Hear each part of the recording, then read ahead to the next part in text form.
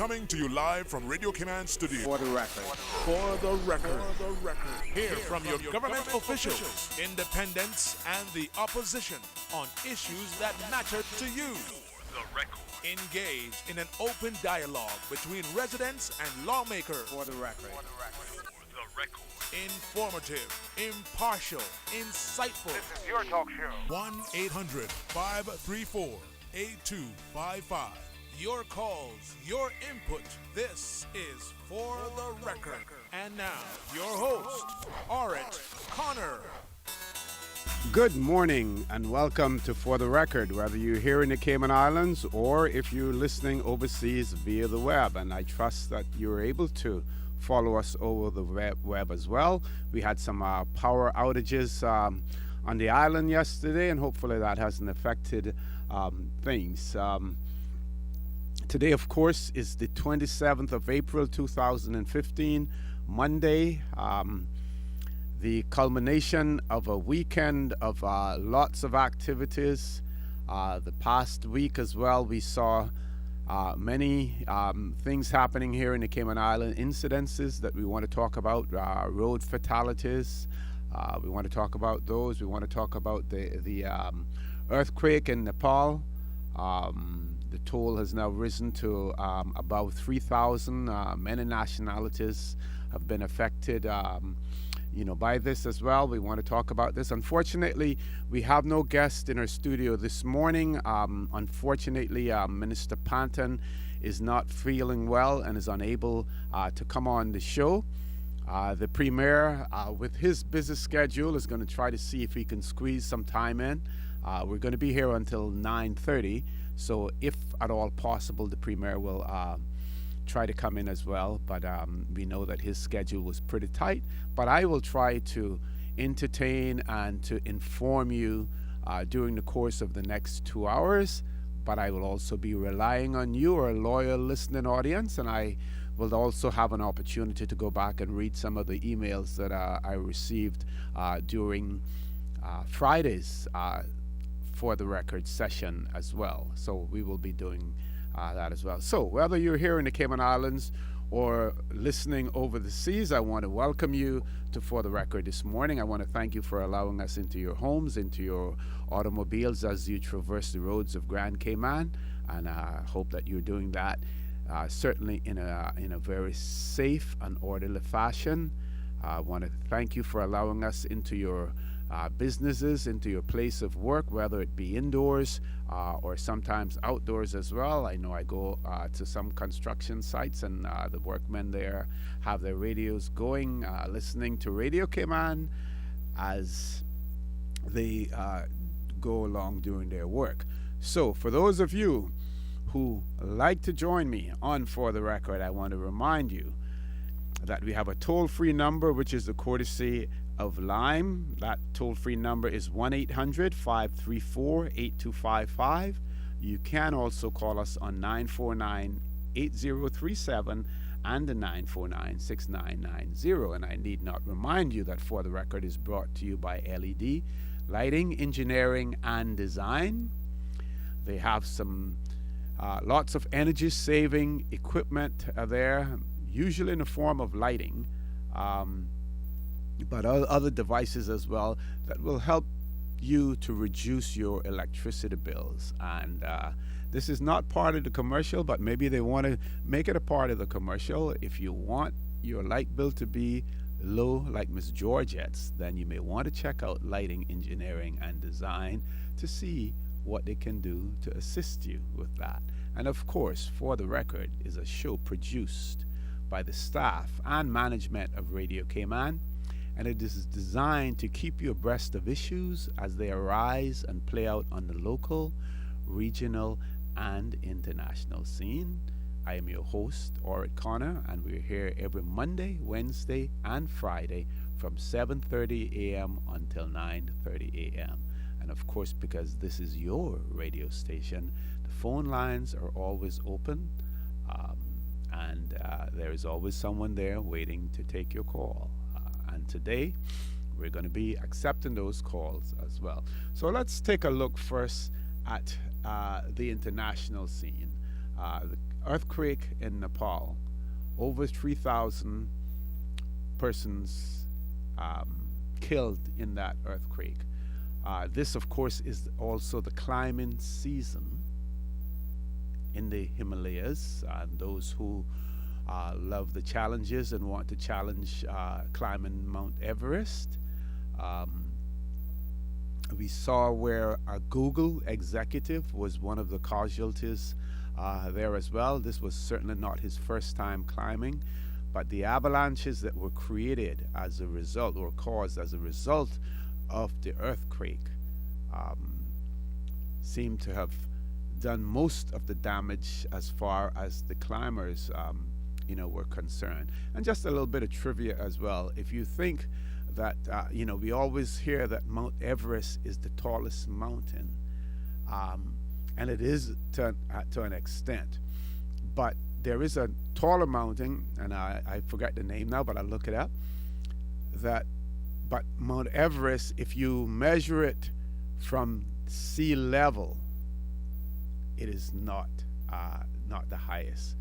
But if it's measured, from the base, then it's the tallest mountain in the world. I read that little trivia the other day.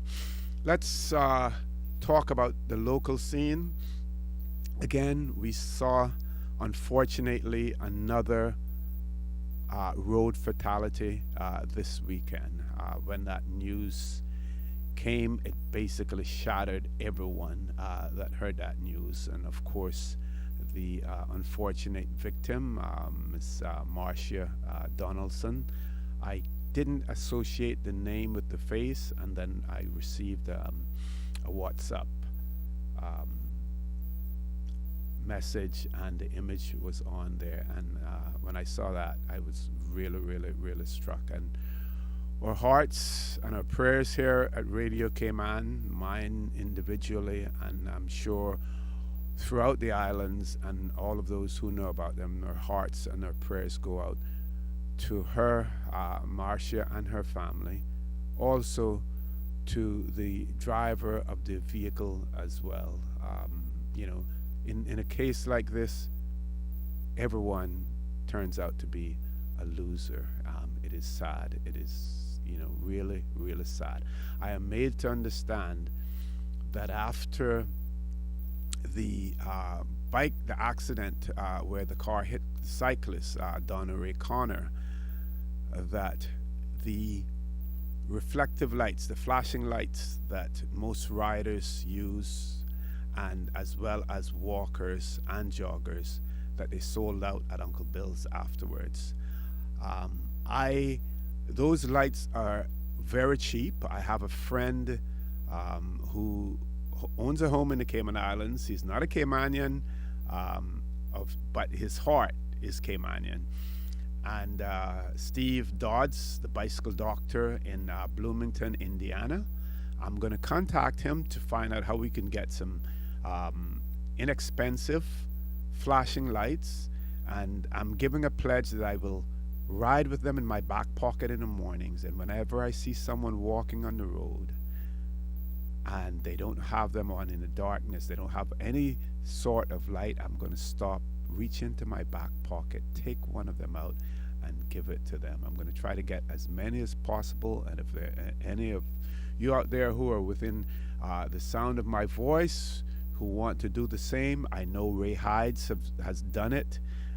When he's been riding here in Ada Powell, has stopped and given people those flashing lights, because in some instances it may help. In others it may not, because if the driver is simply not in full control of the vehicle, then there's really not much that can be done, because he may see you or may not see you. If he sees you, he or she were able to see you, they may not be able to do anything in terms of controlling the vehicle as well. So that is going to be one of my contributions to walkers. But we also want to say to walkers and joggers, and I'm not casting any aspersions here to lay any blame on anyone, but please wear light colored clothing when you're walking, when you're riding, when you're jogging. That helps quite a bit, because it increases your presence, your visibility on the roads. That helps as well, because there are mornings, for instance, when we're riding on the east-west arterial. Of course, you have the cycling lane that also is the lane that is shared by walkers as well. And sometimes we'll come upon a walker on the road and not see them, despite the fact that we have our headlights on and our flashing lights. We'll come upon those walkers and not see them until the last second. So everyone needs to do their part. Of course, there are going to be those instances when absolutely nothing can be done, and we can only chalk some of those things up to fate itself. But there are times when accidents can be avoided. I'm told that I have one caller on the line, so we're going to take that caller now. Caller, good morning and welcome to For the Record. Good morning to you, sir. Good morning to you. Good morning, Miss Daphne. Hope you had a good weekend. It was very nice. Very nice. Actually, I must tell you the truth that two things I'd like to highlight, and that, since you mentioned the weekend, and that was that yesterday I attended the funeral of Miss Loris Ebanks, who loved to be able to say, "I'm Loris Ebanks, and I attend the Boson Bay Presbyterian Church." But above all that, she was one of the first individuals I remember who started working at the Lighthouse School, which started at the Boson Bay Presbyterian Church. And Mr. and Mrs. Cresswell Powery, I think, were the people who initiated that. And they contacted Mr. Benson Ebanks, and he supported them wholeheartedly. And so did a Reverend Shepherd, who used to be the pastor over there. But I remember this lady walking up the hill, a steep hill by the lighthouse, with a child on her hip. And then I remember when she graduated to a wheelchair, pushing that wheelchair up the hill. And I remember once or twice just happened to be there, and saying, "Listen, I can take you there." But what a wonderful lady, quiet. The pastor said it well. She made Christianity look very simple and didn't make any big fuss. She just lived it. Beautiful lady. And then how old was she when she passed, Miss Daphne? She was way up there. She's I think she's 80. I think she's close to 90 actually. Okay. But very much, it's only the last few months, I guess, that she's been just sort of got to the point where she wasn't able to, get out to church and all this. I think probably maybe in the last year or so. Very fine lady. But anyway, the Lighthouse School, as one knows, shall I not go into that? Everyone knows about the Lighthouse School and where that has come from, or where that has reached. And then the other thing was that I went to Wesleyan last night, where their youth group was in charge of the service. And I am telling you, Josie, it was awesome. It was beautiful. It was glorious. That is good to know. Good to know. And I thought to myself, there are the leaders of tomorrow, like maybe the leaders of today. And so it was just, everyone just kind of wanted on course kind of thing, They took charge of the preaching and everything, so it was beautiful. But having said all that, and that was triggered by your saying, hope I had a good weekend, and I did. The other thing was that you mentioned like clothing and how important it is for joggers or walkers to do that.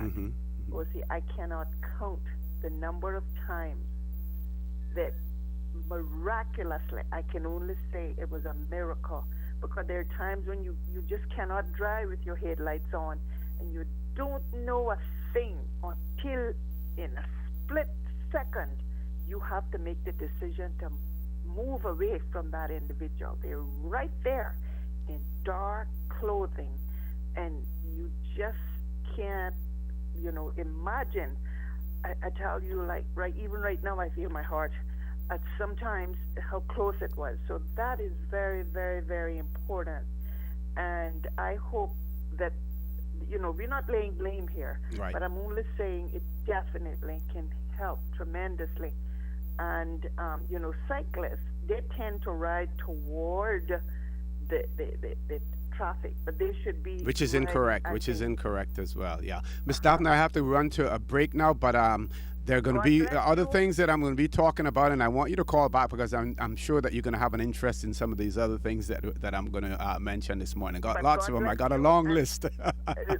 thank you, thank you, thank you. Thank you. God Take bless. care. Bye-bye. Okay. Bye. Folks, I want to remind you that you're listening to For the Record. I'm your host, Dorrit Connor. I'm also your guest in the studio this morning as well. But this is your radio station. You're going to be talking to me. I'm going to be listening and, putting in my 5 cents where necessary. So please stay tuned because we're going to have an extremely interesting show this morning.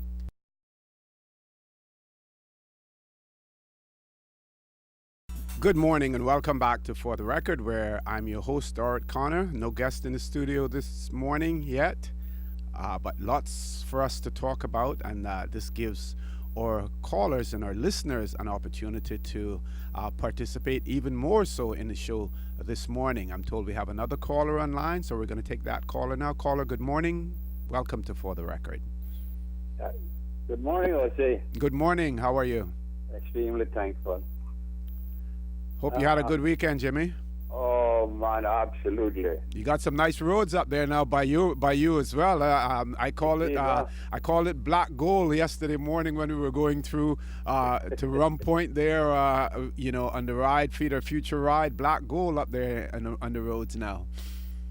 Yeah, perfect place for the police to make a good rake up with speeders. Yeah, I can imagine what goes on up there They during don't the want to course do of that. the day. I told quite a few of them about this stuff that they go on with down here, but anyhow, I guess they'll get around to making some money out of it one of these days. Yeah, well, that's one of the things that we want to talk about this morning as well in terms of policy. The government, should be making the policies. The police commissioner has decided that we no longer have as active a traffic division, and I'm putting that mildly, active a traffic division as we should have in the past. And my question is that while we can't tell the police commissioner who to go out there and arrest and stuff like that, that we certainly, I hope that the government are able to say these are the areas that we want to focus on. And there's really a clarion call now for us to address the traffic situation. Go on, Jimmy. Sorry about Yeah, that. this is a real race track right here. But what I want to speak, my condolences go out to those folks for the tragedies over this last week here, I would say. Certainly. That's terrible. Thank you. That's very terrible. But I've noticed for quite some time now that these folks that's walking these children in their strollers. Mm-hmm. Now, I could be wrong, but it doesn't make any difference to me whether I'm wrong. But I can say something that I think that I'm right. I'm thinking that walking these children, they walk them late at night too. They're not late at night, but after the sun is down. Yeah, because there are some parents who walk and, if they don't have the benefit of having a helper or a partner at home to take care of the child, they take the child along with them, and sometimes even the walk is good for the young child as well in the stroller. Well, I don't know if that's in the sunshine or something like that. I would agree with that, but I don't know if I agree with that too much. You see, giving this child some sunlight, that's perfect. But late at evening, when the visibility starts to get kind of hazy, like, and number one, they walk to the oncoming traffic, Mm-hmm. which means that the child is in front of them, so they're not protecting the child if somebody coming down, and that's where the accident is. That means that the child gets that first. Mm-hmm. But that's the proper way to do it. At least the person who's in control has the advantage of seeing the traffic coming towards them, as opposed to not, if their backs are turned, not seeing them. But I understand what you're saying, that the child is up front, but the advantage still goes to the adult, because the adult is the person who has to respond. Yeah, and they can't do nothing react. about that. I'm sorry about that. They can't do nothing about that when that vehicle approaches. Mhm. Sorry about that. I mean, we can disagree on a couple of things. Don't Yeah, worry yeah, about yeah. that. No. And that's one of them. Mm-hmm. I say that that particular habit is wrong. If you're going to protect the child, then you get in front of the child. You will get in front of the child, not in the back of the child. Okay. When man and woman walk in the street, you hear them talking about put the woman on the inside so the man protect a woman. I remember hearing that quite a few times. The man is outside on the outside lane of the road or the sidewalk or whatever. Uh-huh. You know, ladies is always on the left-hand side of them. And the Arabs or the Muslim world, they have the woman walking behind, but that's not the reason that they do that, not to protect the woman. That's because to show that the man is superior and the woman is behind him, which is unfortunate as well. So, Amjad, if you're listening in, you may want to call in and explain that to us this morning as well. Yeah, he listened. What for that? So that is what, and as far as the speed limits are concerned, I think you should have all them down to 30, 20, and probably 10 or 15 in the speed in the school zone. They have no respect for the school zone, you know, none at all. Yep. It looks as if it is a compulsory to speed. I must speed. Mm-hmm. In a hurry, going nowhere. Well, you know what happens most of the time? That nowhere winds up in the wrong place. Yeah, definitely. At that particular time. Anyhow, that is my suggestions for the day here. Thank you very much, Jimmy. I think the walkers of these children, speaking of children, walkers of these children should protect them a little more than that, because accidents do happen. Yep. Thank you very much, Jimmy. Thank you. Have a great day and continue to listen, please. Yeah, you and me had to back up on this thing that we were talking about months ago about this gift. I'll get your number and then we can just jump and go and take some pictures and things. Okay, definitely. Okay. You know, I'm usually up your way on Sundays, so. Yeah, okay. All right, have a great day, Jimmy. We have about 3 minutes before we go to the news break. Yes, let's talk about the roads of Cayman. Some of the roads are well lit. There are others that the lighting is extremely poor. And this morning, again, right here in one of the staff of Radio Cayman, senior staff member of Radio Cayman, and I'll take the liberty and call her name is Paulette,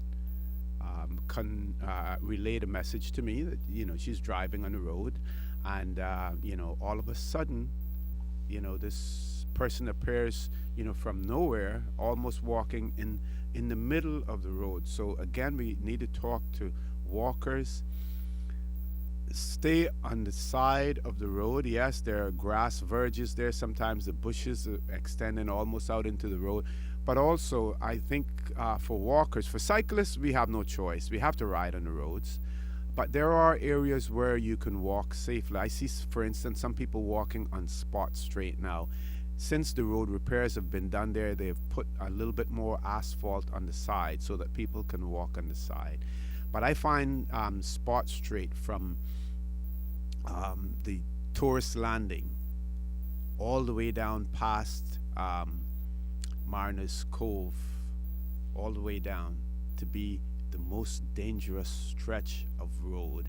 It's a 40-mile-an-hour speed limit. Most people will go 5 miles above the speed limit or more because they feel, well, if I'm doing 45, I'm not likely to get ticketed. You're not likely to get ticketed at all now because there's no traffic, very little traffic enforcement, out there, and people know that as well. But that stretch of the road is not a good road to walk on. If you live in that area, take the east-west arterial, where at least you have the walking lanes and the cycling lanes. And we know people have been hit in those as well, but it is extremely important. The lighting situation on the roads are not that great.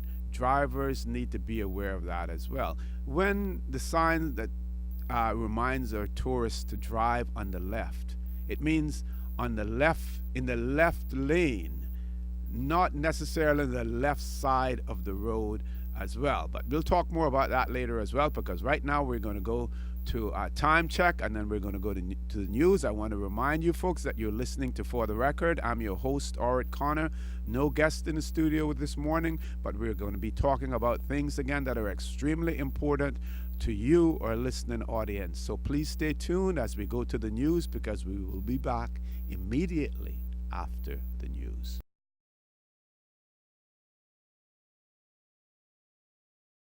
Good morning and welcome back to For the Record, where I'm your host, Orrit Connor. I have no guests in the studio with me this morning, so we're talking about anything and everything, and I'm expecting our listening audience to be my guest or with me this morning, or my co-guest, since I'll be the guest in the studio as well as the host. Little trivia before we get back to the serious stuff. Tallest mountains. Says here that when discussing mountains, there is a huge difference in definition between tallest and highest mountain. Mount Everest is the highest, but the tallest mountain on earth is actually Mauna Kea in Hawaii. That is the tallest one. It says when asked what the highest mountain on earth is, most would have no problem identifying Mount Everest, and they would be completely correct. But when asked about the tallest mountain, most would probably say Everest again, not understanding that in mountain measuring terms, you just ask them a completely different question. When measuring mountains, there are many things to remember. While there is still debate over exactly how to measure a mountain and what even classes as a mountain, there are a few things that persist. The slope, elevation, volume, steepness, amongst other things, all need to be taken into account. But there are many main conceptions that surround the height. Mount Everest is the highest, but the tallest actually is Mauna Kea in Hawaii. This is because highest is defined as a measure of mean sea level to summit, which is what I said, but I didn't explain it properly, so that's why I wanted to go back to the article to see it. While tallest, so highest is defined as a measure of mean sea level to summit. From the main sea level to the summit is the measurement when you're defining highest. Tallest is a measurement from the bottom of the mountain to the top. From its base to its tip, Mauna Kea measures 3,465 feet in comparison from base to tip. Mount Everest comes in at a measly 29,029 feet, shorter by more than 4,000 feet. That is when you measure it, from base to tip. I want to go back to some of our emails of last week that I was unable to read on air. One of our loyal listeners wrote in and said, got a good laugh this morning listening to the response from your guest to Mr. Ackerman's question regarding the $800 an hour fee liquidators charge depositors to figure out where their money has gone. That is in liquidation cases. The first speaker, and of course we had Mr. Steve McPhail and Mr. Christopher Saunders on Friday morning. The first speaker gave us a detailed explanation of what was involved in carrying out the liquidation. He explained that it was all very complex, but no mention of the fee per hour. The second speaker did have a go and told us that the liquidator was appointed by the court and had to pay other staff out of the fee. Both gentlemen failed to justify the outrageous fee. Let's face it, depositors are being taken to the cleaners twice, once by the financial institution and then by those appointed to find out what happened, which is true. At the end of the day, they're the ones that lose. And yes, we have the monetary authority here in the Cayman Islands but I am not sure. I am uncertain, and I'll have to do the research on this to be able to determine,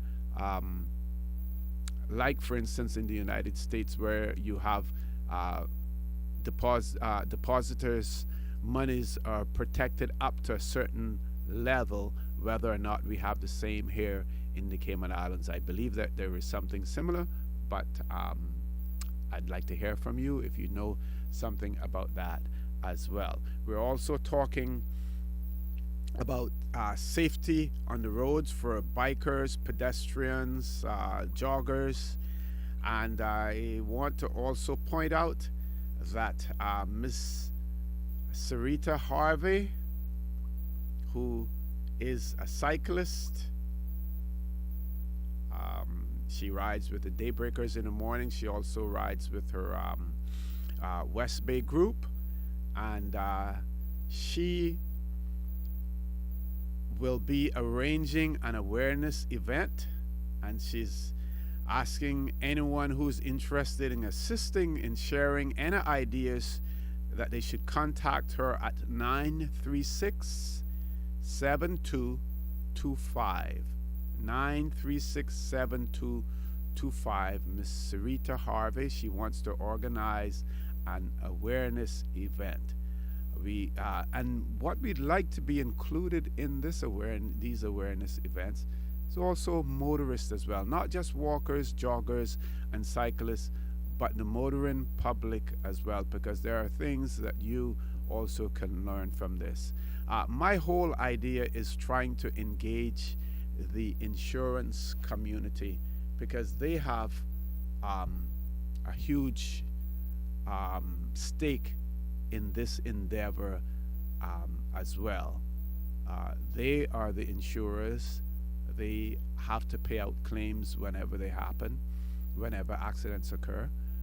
So it's also in their interest to try to raise the awareness in the Cayman Islands. And of course, we look forward to the Royal Cayman Islands Police Service as well, to assist in that endeavor. Speaking about the Royal Cayman Islands Police Service, yesterday we had power outage in part of the island. I believe it was from somewhere around the Savannah, Texaco station, all the way up to Moritz Tortuga Club, and for the reef, at the reef, which is now the Wyndham. And there was a communique that was sent out by the police department saying that the phone lines were down in Bordentown. The police were relocating to another area, and they gave numbers that could be called. And my question was whether or not there are emergency generators located at the substation, at the police stations in the various districts, because if the police if they're only relocating because of the phone lines, but if they have to relocate because of a power outage, then that's a travesty also.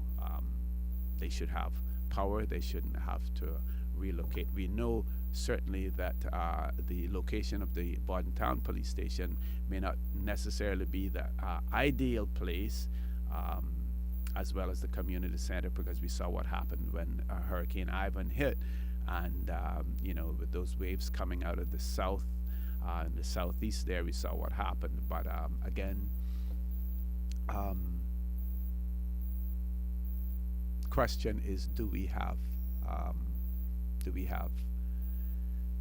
emergency generators at those police stations as well?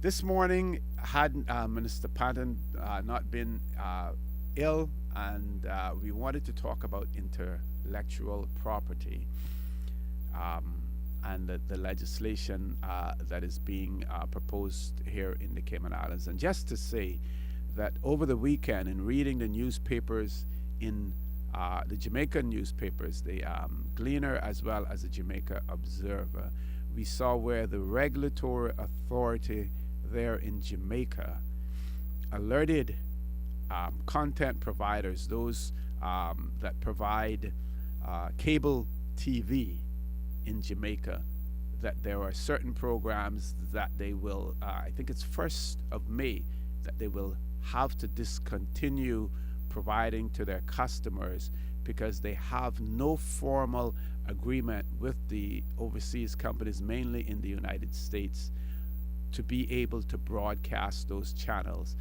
And not only do they have to cease and desist, but they also must compensate their customers in terms of what they have charged them for those particular channels.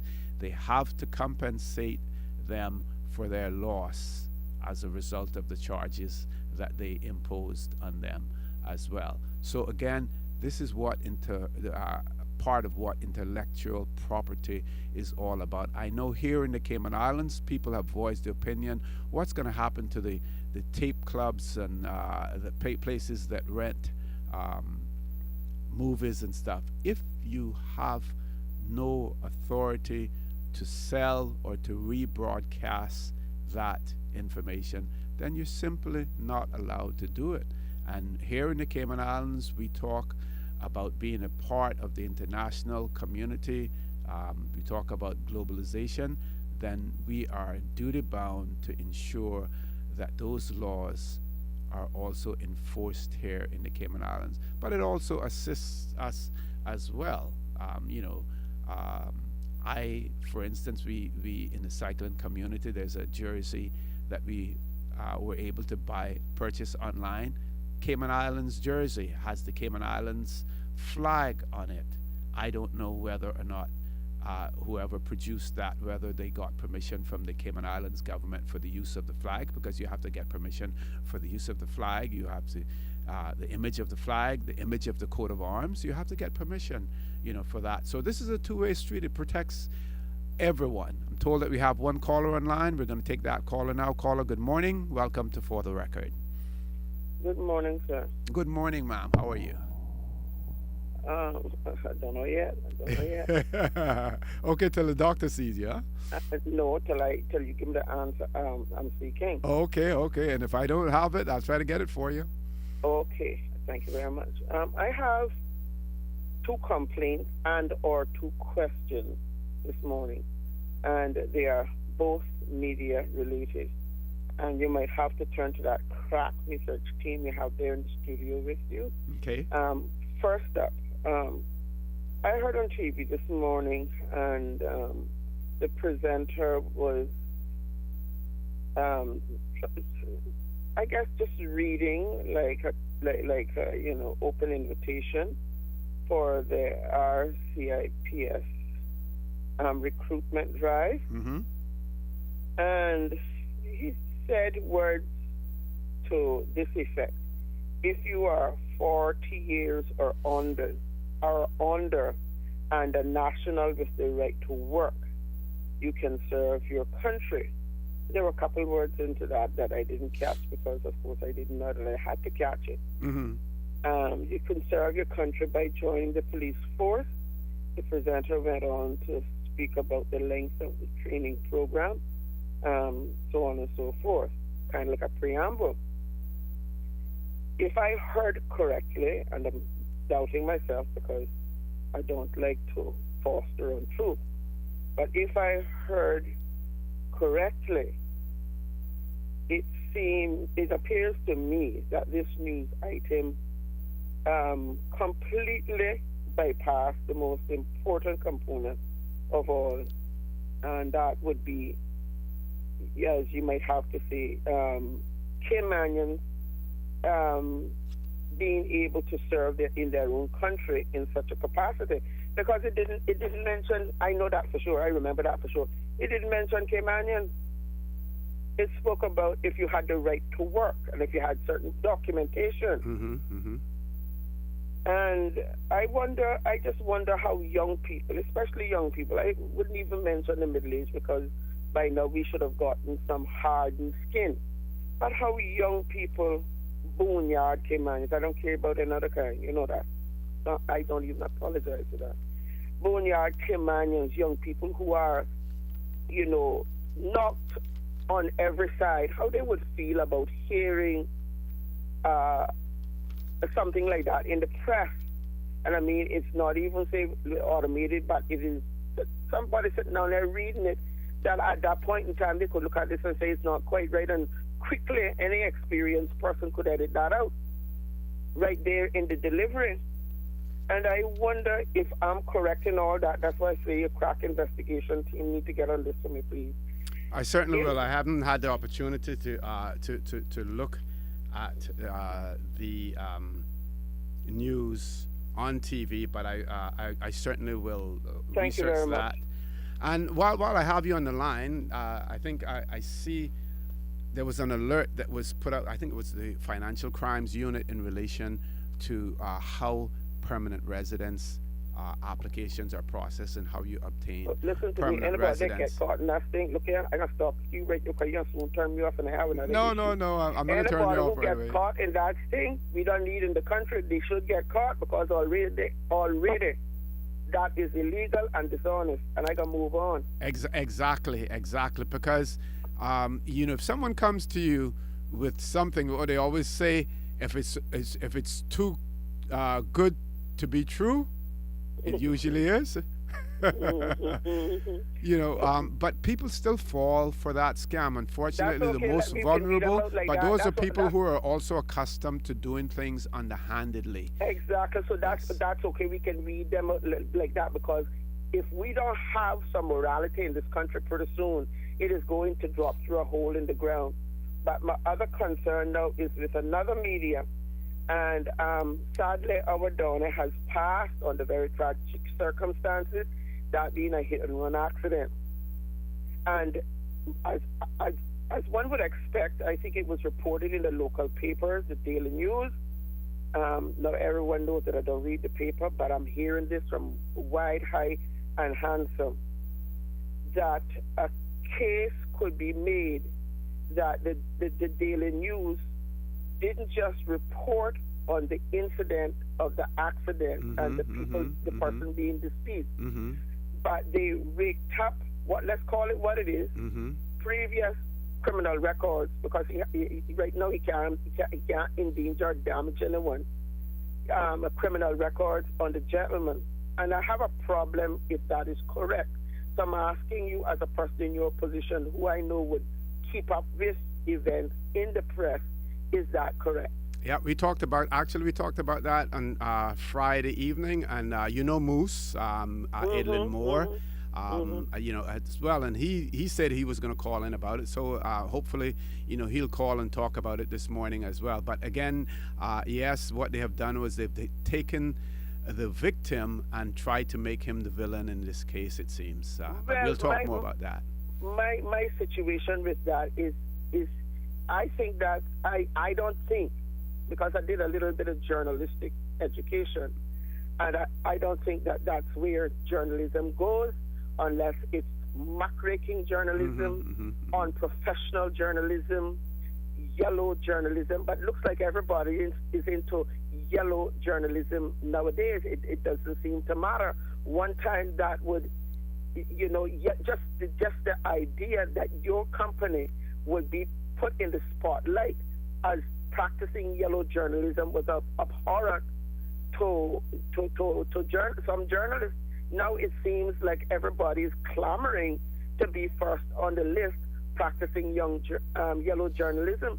And my problem with this here is about Donnie is, okay, Donna had his issues, but number one, you know what I'm going to say? Donna was home on his own rock. He wasn't being a nuisance to anybody else in their space. That's number one. But number two, I have not heard that the police has yet, and I could be wrong again, the police has yet said that this crime, which is a hit and run that took his life, happened in the commission of another crime by the deceased, which would maybe give the local daily newspaper some reason to mention that. Yes, there is no connectivity whatsoever. Past. Now, I would like to see the connection and the trigger, and I wonder what my impotent 18 on a NOMI appears 18 people. What my impotent government, I don't want to hear about the green, the blue, or the in between appears 18. Why don't you pull your advertising dollar, your huge dollar from this rag newspaper, because if the police has not yet given us this information, they should have, from an official perspective, that we would not feel so wounded as people. I knew Donna, and maybe if Donna had chances and opportunities that are left, that are only on the table for foreign nationals in this country, maybe he wouldn't be what we would call a person that was kind of against the law, and the law had to be against him. Why is my government so impotent? Thank you very much. Good question, Charlene. Thank you very much for that. We have one more caller. Paul, do we take a break first and then take the caller after? Folks, I want to remind you that you're listening to For the Record. I'm your host, Dorrit Connor. No guest in the studio this morning, so it gives you all an opportunity. You, our listening audience, the owners of Radio Cayman, an opportunity to participate even more in For the Record this morning. Please stay tuned. We'll be back shortly, caller. Please be patient. We will be with you soon.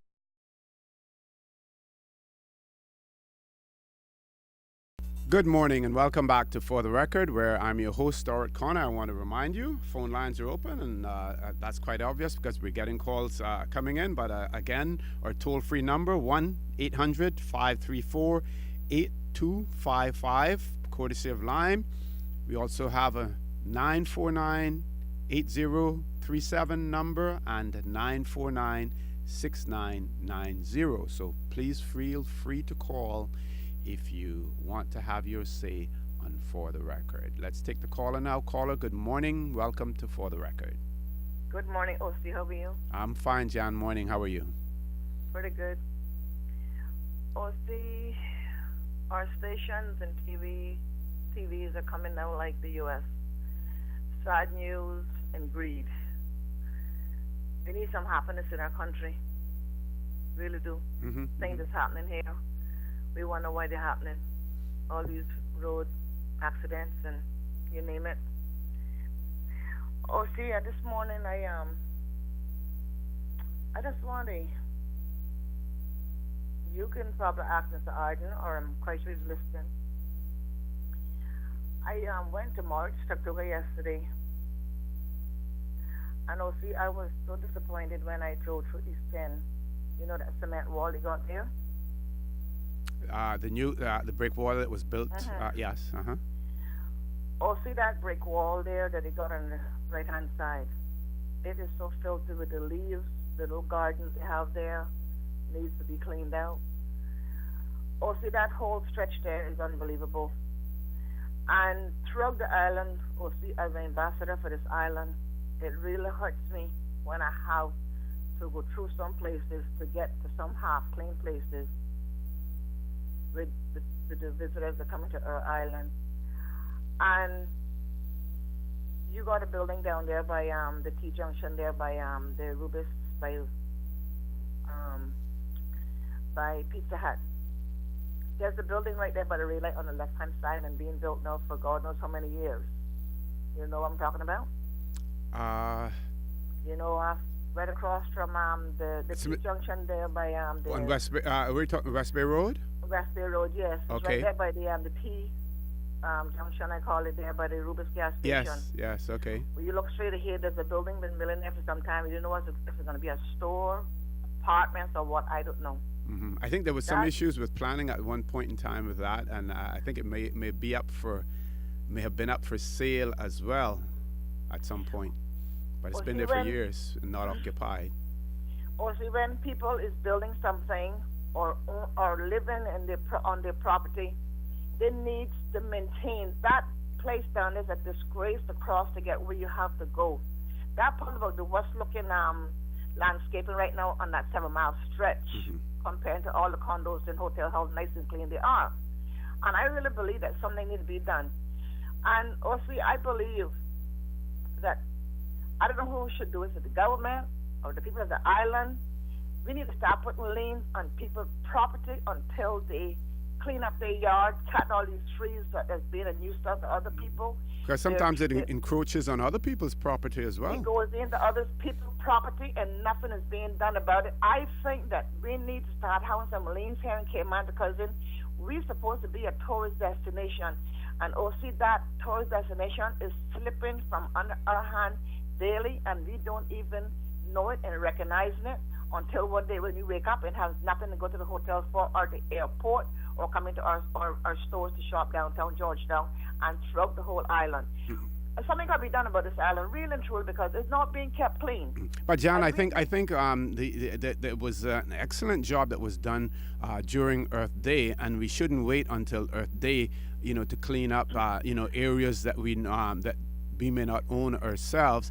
But I'm extremely surprised because I would have expected, and I believe that the people in the East End were also involved in the Earth Day cleanup. Now, I crossed through there yesterday, but we were doing the Feed Our Future ride, and it was a huge amount of riders there, so I didn't have the luxury of on my normal individual ride where I can observe things, but I find it extremely surprising that would happen in East End. See, I was there yesterday between 1 and 2 Yeah, I have no reason to doubt you. No reason to doubt you. And another thing, you see the little the down by the fish hole, we just did that little cement walk there and everything. You got a few little plants in there that need weeding out.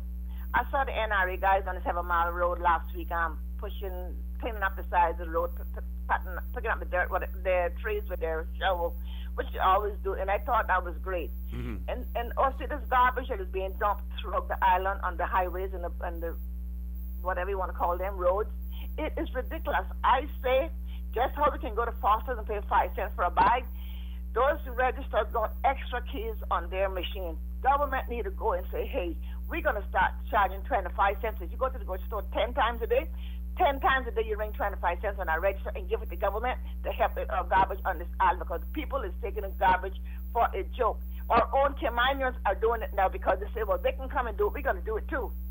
I don't know what we're going to do, but we need to take this island back because it is going. Thank you. It is going. Go ahead, John. Go ahead. It's going, OC. And who are you going to talk to? I don't know. Okay. OC, the riders on the bicycles. You got some of them guys.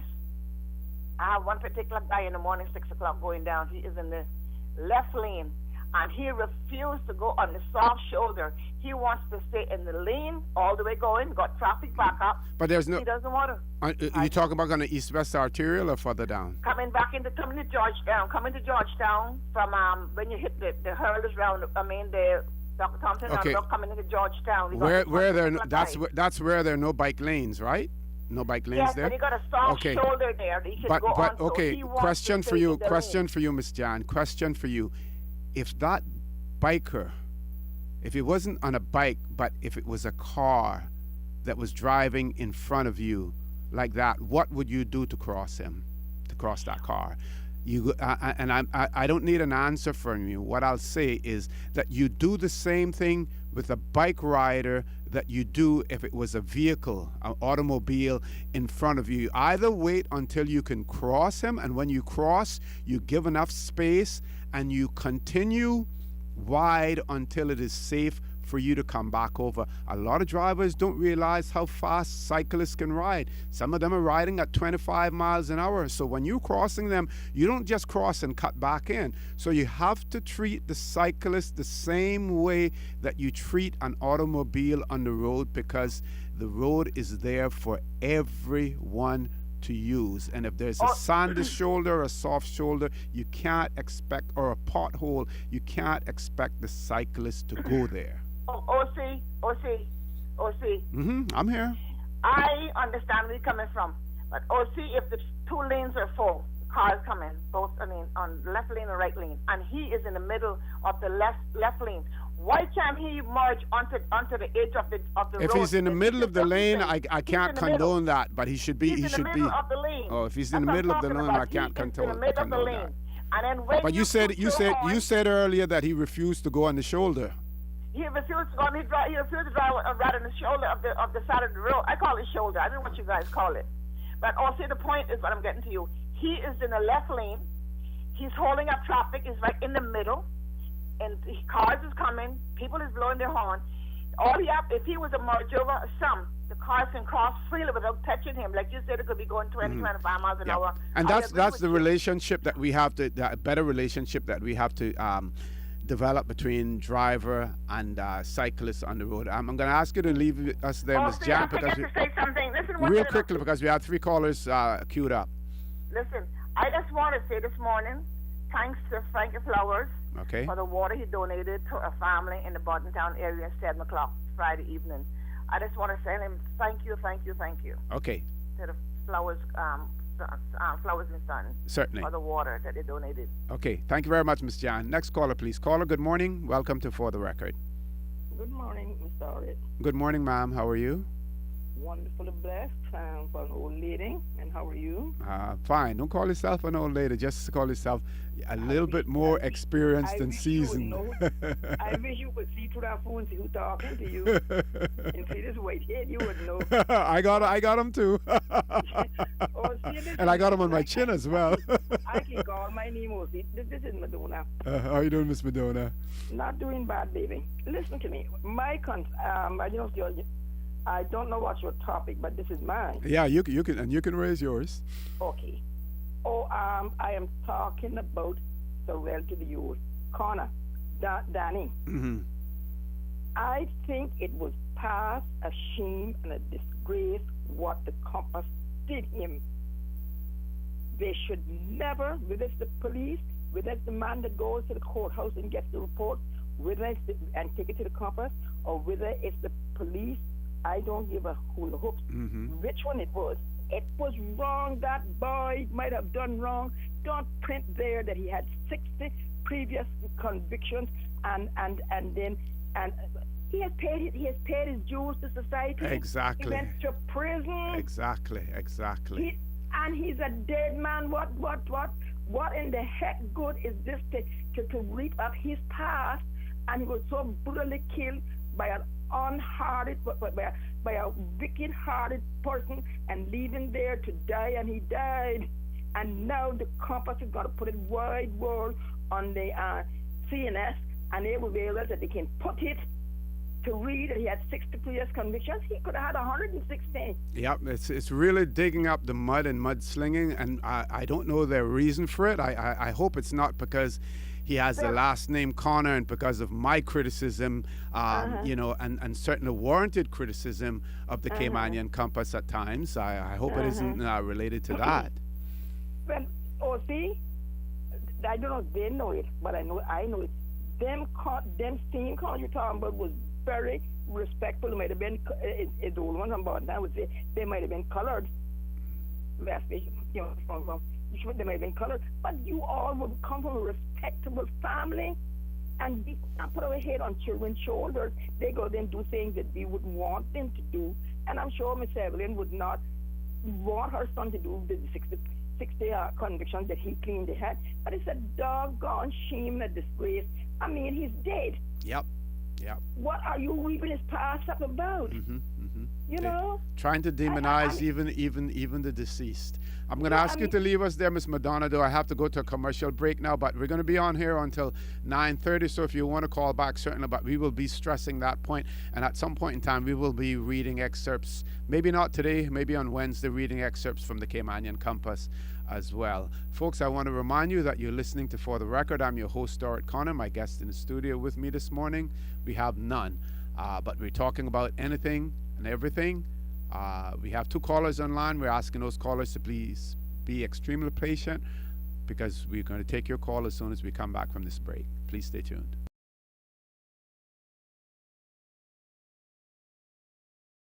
Good morning and welcome back to For the Record. I'm your host, Stuart Connor. No guests in the studio this morning with me. 2 callers online still. Let's take the caller. First caller. Caller, good morning. Welcome to For the Record. Good morning, OC. Good morning, Mr. Macfield. How are you?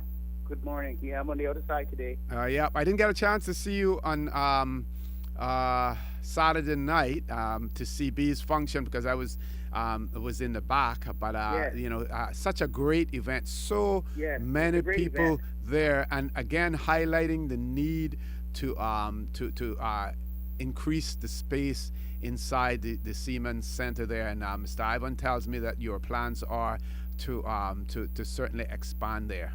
Yes, we were expanding it, expanding the space and expanding the parking also. Okay. Because there's such a great demand for the hall now, by the community. Mm-hmm. And it was a great thing. I sat with him for a little while when I went in there at first. He wanted me to sit there with him. I sat with him a little while, with him and Captain Paul. Mm-hmm. And then Mr. McLaughlin came and sat there with him, the Premier's father. Right. Yeah, so, well, see, what I want to talk about this morning is the Compass article. And, it disturbs me. And I want to, I already gave my condolence to you privately, but I want to give it to you publicly and your family and all Mr. Connor's family. Thank you very much. As well. Well, see, it goes to show how some of those people think about us. They will never seem to think about us in a good light. The whole colonial system and the whole oppressive system is geared towards demonizing the natives, the locals. Wherever they go, it's the same thing. They're untrustworthy. They're lazy. They can't be trusted. You have to watch. They're corrupt. They're the only ones that are not corrupt and not untrustworthy. And so this is a reflection of the whole their mental thinking, what they think really. And I don't know about Connor's convictions. I don't know how alive they were before he died, or whether they were spent. But we have the Rehabilitation of Offenders law that states that once a person's conviction is spent, that it cannot be published or any published. It cannot be published to anyone except by a court order. Mm-hmm. In other words, once a conviction is spent, it's the end of it. There's no. It should be expunged as well. Well, that's what it's expunged. It's no. Mm-hmm. It doesn't exist anymore. Right. And to publish it or to state that a person has a conviction is an offense. And I was even debating that one time with one of my professors at the university. If the person who had the conviction that spent that expunged states, would he be committing an offense? Because the law says whoever publishes it or states to anyone, any third party, that the person has a conviction, that the person had a conviction is committing an offense under Rehabilitation of Offenders law. And I don't know if the Compass is aware of that, but certainly, even if he had convictions and even if they were not spent, it was irrelevant to the fact that he was hit down on the streets by a motorist.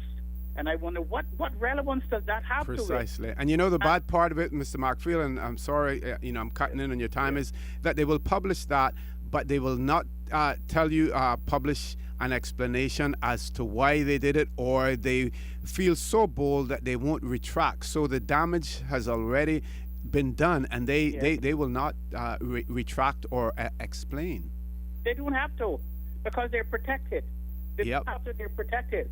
And the only thing the poor people have, the only media the poor people have, when you have to express how they feel, is like your show, and your show, the radio or like that, because we have no local newspaper, so that is investigative and that will stand and make a stand. And so this reminds us that we have to get together as a people. We have to unify ourselves as a people, and to have our own media, to get all of those things that we need to do to put our own side and to put our own points of view. Otherwise, I'm going to be calling in, and other people are going to be calling in to your show and to other shows, making complaints. Certainly. So I want to thank you for giving me the time to say Thank that. you, Mr. Markfield. Thank you very much for that. Thank you. Folks, I want to remind you that you're listening to For the Record. I'm your host, Stuart Connor. No guest in the studio. I think we still have one caller online. We're going to go to headline news. Caller, please be patient. We'll be back shortly.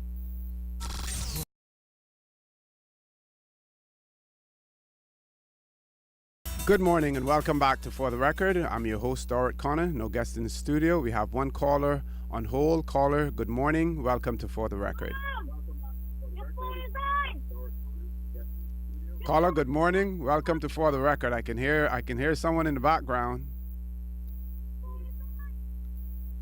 Okay, maybe that caller will call back, as well, on that.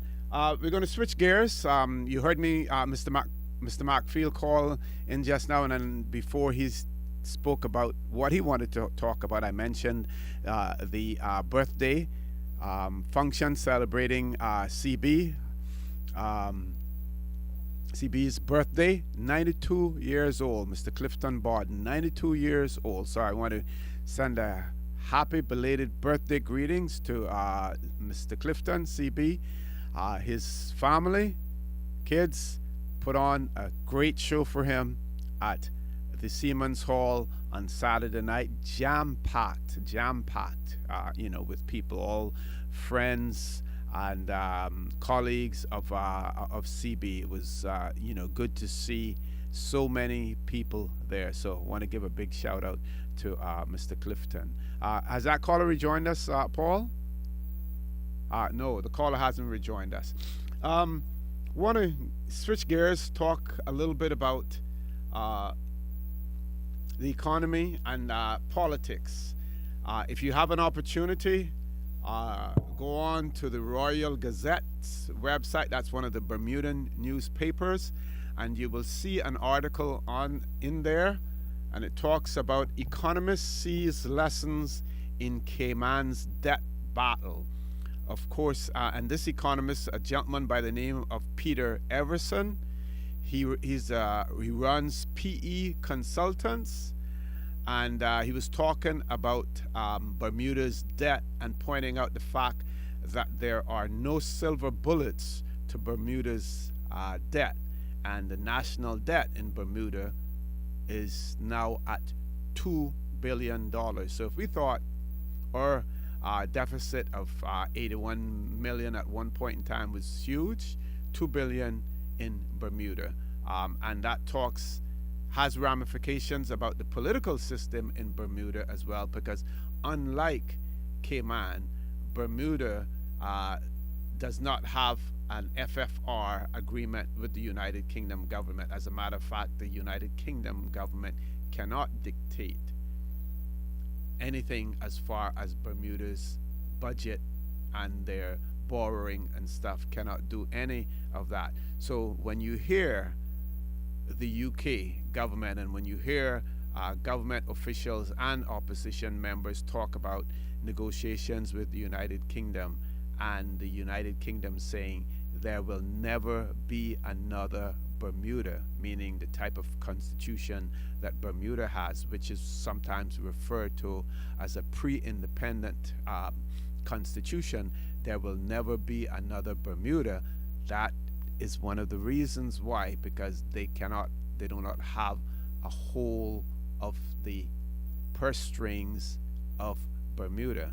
Now, there's good and bad to that. I believe that in the Cayman Islands, because of the fact that we had an FFR with the agreement with the United Kingdom government, that it has enabled us to, in an orderly fashion, get ourselves out of the debt as well.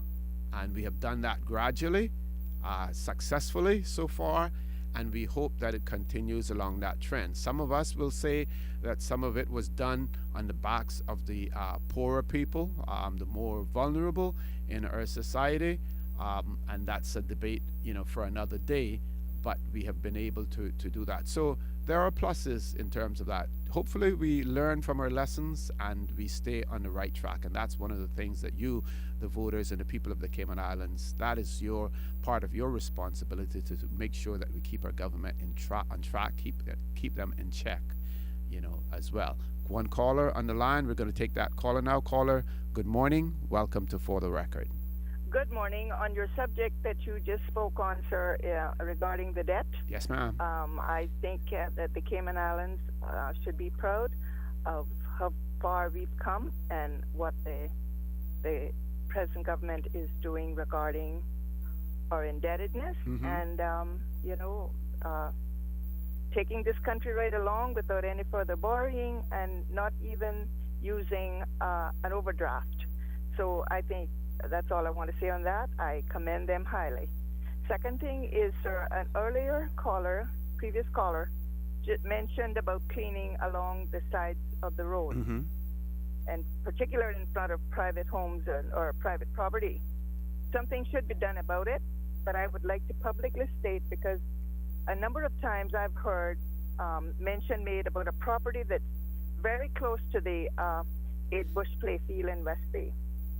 The apartment complex used to be owned by one Mr. Barnett.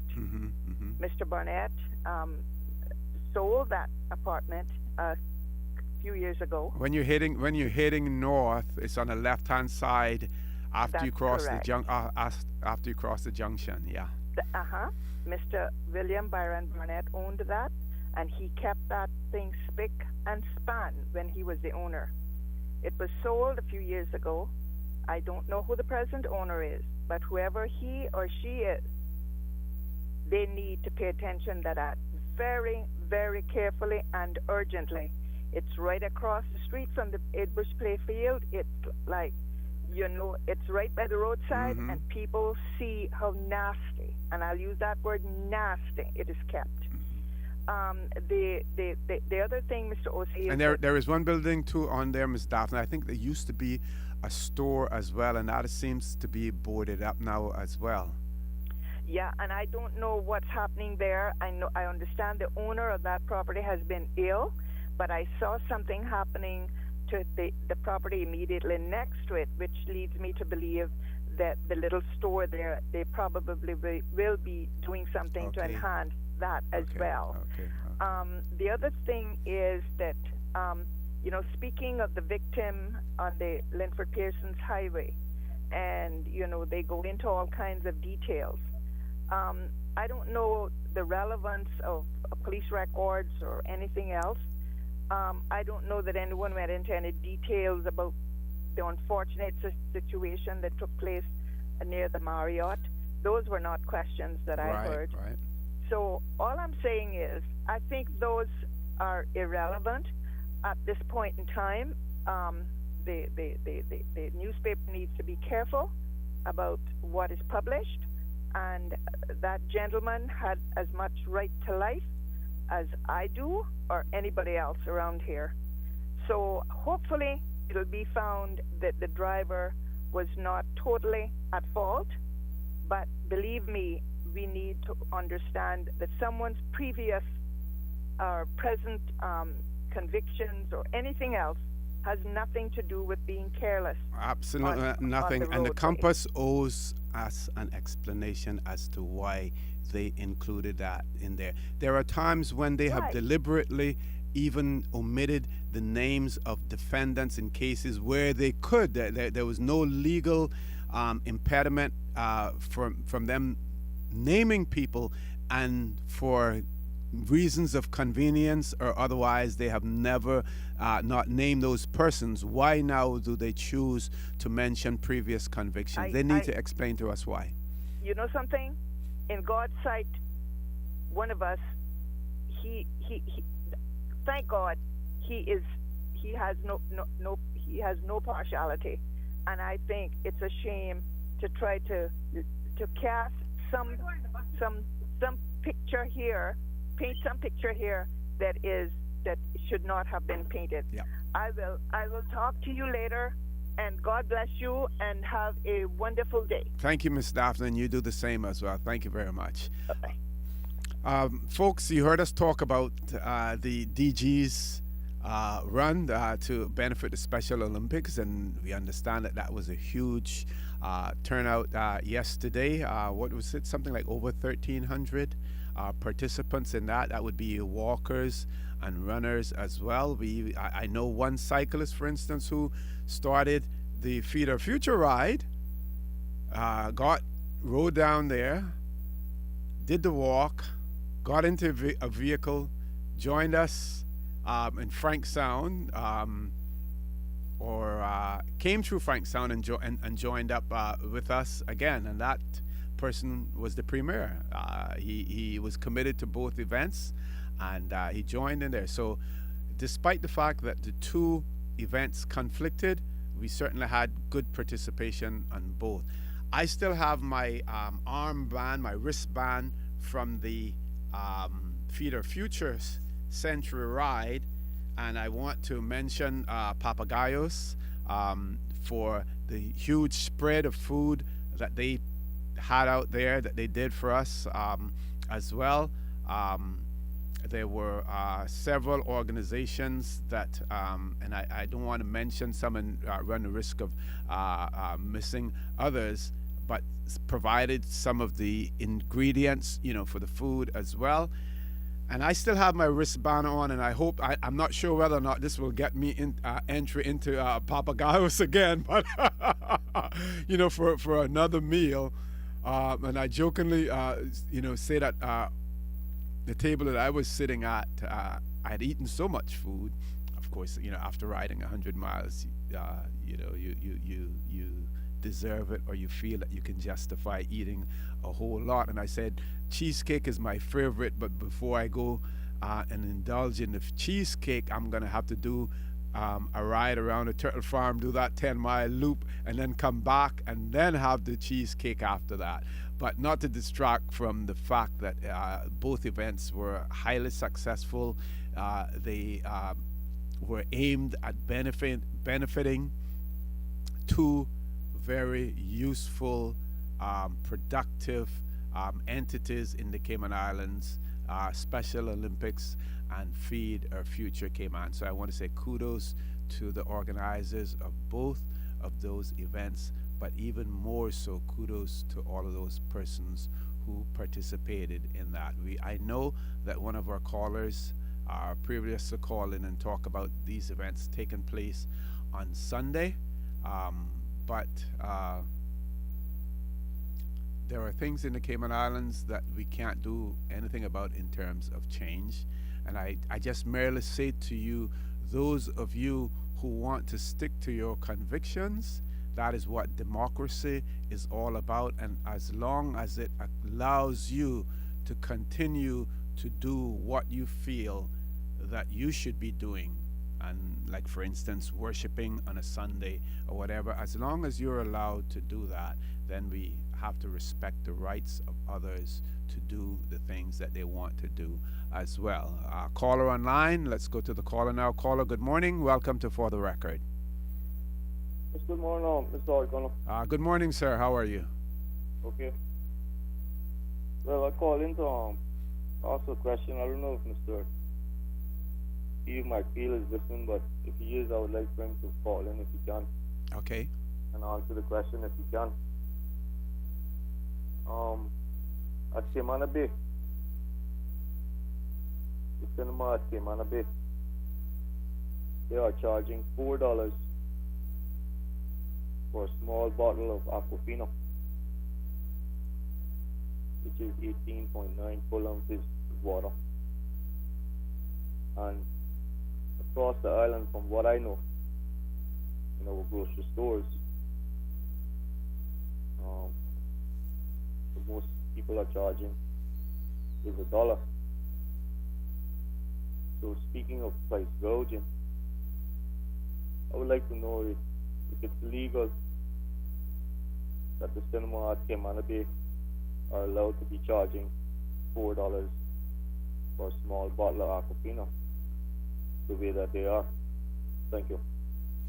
Thank you very much, caller, for that. Of course, we also live in a free market economy, and personally, I feel that despite the fact that we have the price gouging laws, we need to take a close look at that to see whether or not that is applicable, whether or not it applies in under normal circumstances or whether it applies when there are cases of emergency like we had in a Hurricane Ivan. We need to take a close look at that to see whether or not its reach expands beyond emergency situations, as well. And I'm sure in those cinemas, if you took your own water inside, that they would probably object to that as well, unless you can smuggle it in, to the handbag of your wife or your partner, going in or something like that. They probably, but in theaters, throughout the world, you pay more for those items. They really kill you, despite the fact that you pay so much to go into the cinema, in the first place. But again, sometimes that is what competition is all about too. It's not easy, not inexpensive to run a theater, I would imagine. But possibly if there were more competition, then we could see prices drop as well. But that is something that we should take a look at, the price gouging, situation. I know that there are many people who believe that we should have price controls in the Cayman Islands. Easier said than done. What we need to look forward to is the government looking at those areas and those items where there could be a reduction in the duty, and hopefully those will be passed on to the consumer as well. We know, for instance, that there are many plants and agricultural products that are duty-free, but yet we see the price of them being astronomical because the merchants want to make as much profit as they possibly can, all forgetting that you can make as much profit as you want, but you will not take 1 cent to your grave with you. We're going to go to a break now. Folks, remember you're listening to For the Record. I'm your host, Art Connor. No guest in the studio. We have about 10 more minutes before we wrap up. Still time for you to come in and for you to call in and have your say if you want to. So please stay tuned. We're going to go to a commercial break.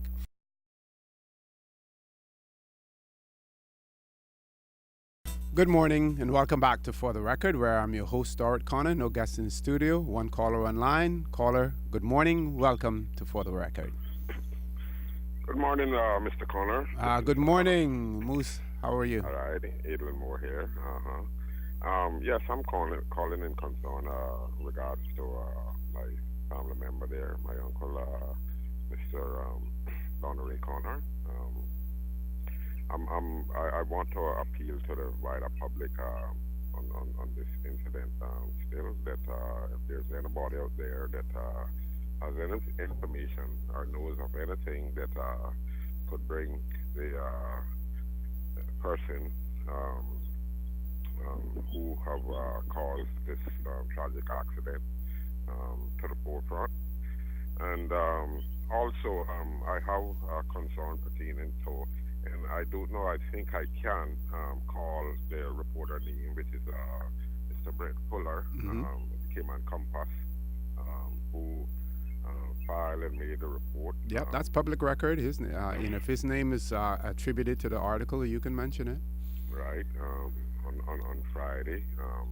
And I would like to, I'd like to ask the question, what was the purpose for him going to the court's office and requesting the information on what he had done in the past. And whether or not that is it customary for them to do that with every the victim of every accident. That is correct. That is correct. And also noted in the paper, I think he done an interview with Mr. Ray Donnery, attorney, which he named, it was named in the paper, Mr. John Furness, and whether or not there are still privileges, client-attorney privilege? Right, client-attorney privileges in terms of discussing one's past or records with the attorney. and I would assume that that he had to have an interview with his attorney. So I beg to ask the question whether or not, from a legal standpoint, maybe you're not being a lawyer, but someone out there in Radio Land who enjoys listening to Radio Cayman, I know, could answer that question.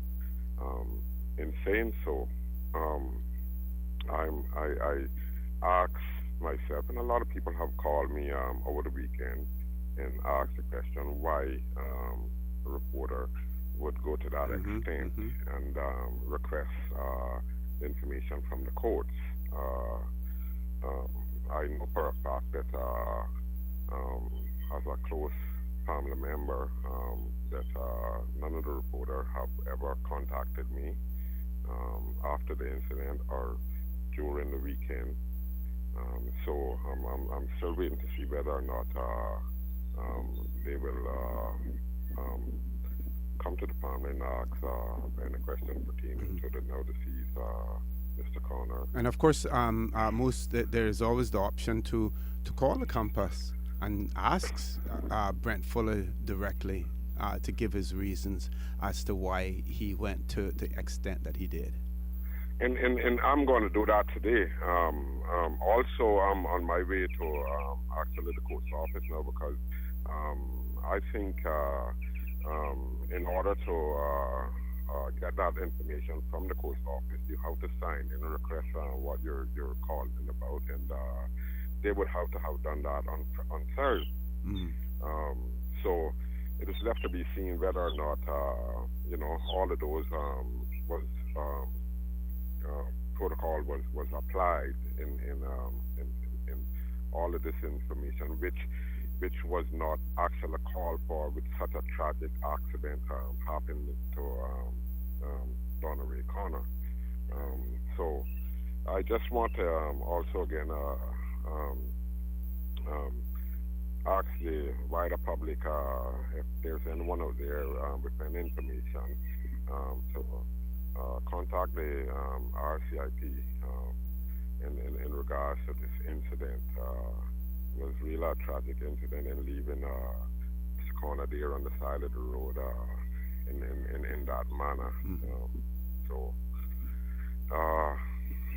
thank you for listening. Okay, thank you, Moose, and we'll talk. I have to give you a call, as well, with some information. I'll give you a shout once the show is over. Thank you. Okay, appreciate take care. See you later. One more caller. Caller, good morning. Welcome to For the Record. Yeah, good morning now, Mr. Connor. Good morning. How are you, sir? Not too bad. How are you doing? I'm fine, thanks. Condolences to you and all those that is hurting out there. It's always hard to lose a loved one. Thank you. The question, the premier, is it a term limit for him? A premier cannot serve more than 2 consecutive terms in office as premier. He or she can continue to serve in the legislature. There is no term limits in terms of being a legislator, but there are term limits for the premier, 2 consecutive years. Yeah, that's why I don't understand. I think, I'm not sure if it's in the Constitution or not, but our elected officials, I think, if they do 2 terms, then they should get a break too. I would like to see something, put in, because I know even in the United States, they don't have a term limit for Congress either. Right, yeah. And again, I'm not sure where you were during the constitutional discussions and the public seeking public input before the 2009 Constitution came into effect, but that certainly would have been the time. But you can still certainly make representations also to the Constitutional Commission in regards to that. They have obviously been making calls and pointing out that there are little corrections that need to be made in our Constitution as well. And that is something to look at, because what we don't want to do is to continue to create political dynasties in our legislature. It's always good to have experience in there, but when you have people in there for too long, they become complacent and they believe that not only the legislature but the Cayman Islands belong solely to them. Yeah, I just feel like you have to give them a break. If they get that tired of representing the people, I mean, you just got to give them a break. And then after that time, then they can come back and serve the people. Anyway, take care and have a good one, man. Thank you very much. Thank you very much for calling. Another caller, Paul. Caller, good morning. Welcome to For the Record. Yes, sir. I'm frequent calling this morning, but no problem at all. I would just like to support Moose in what he's attempting to do, and I all Caymanians, it's only like 7.5 of us left, but that all 7.5 would stand behind him in even moral support, even for moral support of what he's done, because what has happened here, I don't think began with the daily. I think it is our government, because who are these people to request information about anybody? I can't get information about my son for certain things. I can't. And they can request, at least so far so good. Haven't heard the police say a crime was in commission. That's right. And that troubles me. So I would just like to be supportive of Moose. In other words, when you walk up the 12 step this morning, you walk with my best wishes. And just like to say to the family of Donnie, my condolences, mine and my family, not because he had 60 convictions, but Donnie was a wonderful, wonderful person. He didn't do anything to me. Certainly, and I believe that if you even talking about those convictions, and if you look at those convictions, there were, he never sought to harm anyone. No, that's why he was a wonderful person. Yeah. In spite of 60 convictions, we don't know where he got them. Probably didn't have the right kind of lawyer. Might not have even been guilty. But because you kind of come from a certain area and so on and so forth, they railroad you sometimes. Anyway, yeah, and of course, if you're known to have committed certain crimes, when something happens in the neighborhood, the police run to you first. That's the first person that they're going to run to. But I hope that every Caymanian this morning, regardless of what stripe, what color, what socioeconomic chair you sit in, that we all stand on the side of this, because this is ridiculous. And if, I would just like to say to some of my friends or some of my enemies, if the well-heeled and ruling class Caymanians think that they are any longer going to skate under the radar, we should look at our international case and see how that's going. Thank you. Yeah, thank you very much, Ms. Charlene. I didn't get a chance to really expand on the Peter Everson article in the Royal Gazette, but again, if you get a chance, please read it. On Wednesday, I will try to cover it, because there are certain important things on there that he talks about increasing the population, that Cayman's population has seen an increase and things of that nature, and we know that here in Cayman there have been several calls for us to increase our population, and of course there are those who feel that should be done through natural causes, through births, and if there's any reduction, it should be done through attrition, as opposed to artificially increasing the population of the Cayman Islands, because that has huge ramifications as well. We're about the end of our show, and despite the fact that I may have thought that it was going to be a daunting 2 hours, the time has gone by extremely quickly. We've been able to cover all of our calls that we received. So folks, I want to remind you that you've been listening to For the Record. I have been your host, Dorrit Connor. We have not had any guests in the studio, but you, our listening audience, have been great guests this morning, and I continue to urge you to continue to listen to Radio Cayman, to all of the programs on Radio Cayman. I want to remind you that we are our brothers and our sisters' keepers. There is always someone out there who is less fortunate than we are, and we ask you to extend a helping hand to them today. I also ask you to continue to support the grieving families of those who have been victimized by accidents on the road or other tragic circumstances, or even through natural death as well, to be supportive of those persons, those families, because that is where the support is needed at this point in time.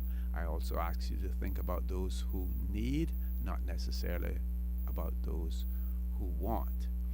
I want to remind you that For the Record was brought to you by LED, Lighting, Engineering, and Design. Continue to listen to Radio Cayman. John Sterling, Dwayne Ebanks this afternoon for Talk Today. And again, continue to support your local radio station, because there are those out there, even those who publish sometimes unnecessary things in the newspapers and otherwise. There are those out there who want to get their hands on Radio Cayman, to be able to control what is said and what is broadcast to you. And maybe if they get in control, you won't have shows like Talk Today and For the Record, because they will be leading you in another direction. So continue to support Radio Cayman. Have a great day, and God bless.